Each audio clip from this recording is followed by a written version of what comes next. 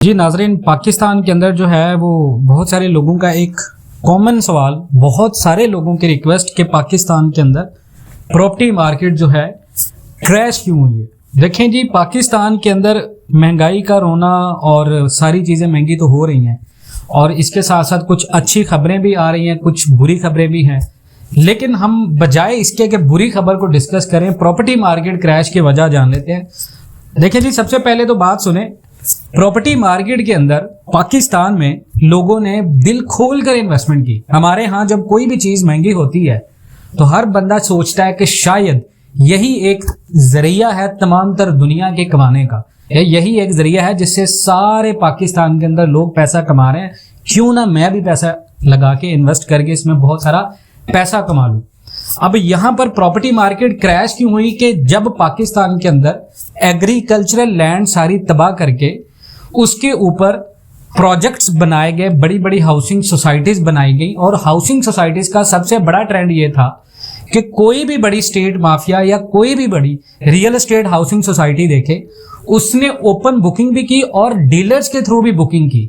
अब हुआ ये कि जब डीलर्स के थ्रू बुकिंग की तो सोसाइटी के जो अपने रेट थे उस रेट से बढ़ के डीलर्स ने एक कमर्शियल मार्केट्स बनाई और कमर्शियल मार्केट के अंदर बैठ के प्रॉपर्टी को डीलिंग शुरू कर दिया।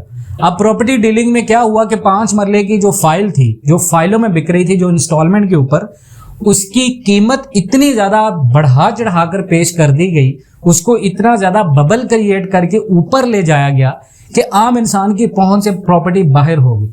अब उसमें नुकसान उन लोगों का हुआ कि जिस बंदे ने आज के दौर में प्रॉपर्टी खरीदनी है, वो बंदा मार्केट में जाता है, उसको 5 मरले का प्लॉट 70-80 लाख रुपए में बताया जाता है कि आपको 5 मरले का अच्छी लोकेशन वाला प्लॉट 70-80 लाख रुपए में मिलेगा।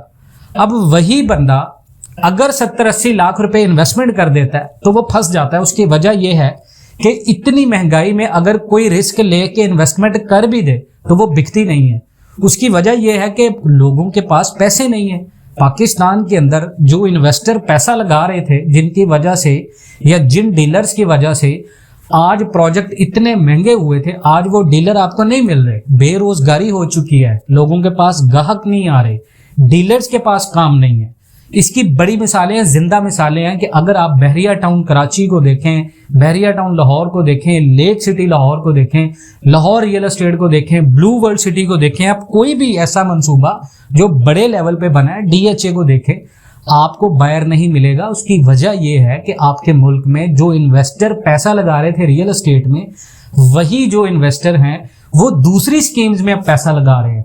हर बंदा जो बड़ा इन्वेस्टर था उसने पाकिस्तान के अंदर क्या देखा कि लोग गोल्ड में इन्वेस्टमेंट कर रहे हैं। 2022 का बेहतरीन असासा इसी वजह से करार पाया कि इंपोर्ट बैन होने की वजह से सप्लाई कम हुई, डिमांड ज्यादा हो गई, कीमतें ऊपर चली गई और जो रियल एस्टेट इन्वेस्टर था वो गोल्ड इन्वेस्टर बन गया। तो ये वजूहात हैं प्रॉपर्टी मार्केट के क्रैश होने की। और मजीद अगर किसी ने प्रॉपर्टी के अंदर इन्वेस्टमेंट करनी है तो ये लॉन्ग टर्म इन्वेस्टमेंट होगी। अब शॉर्ट टर्म इन्वेस्टमेंट का टाइम गुजर चुका।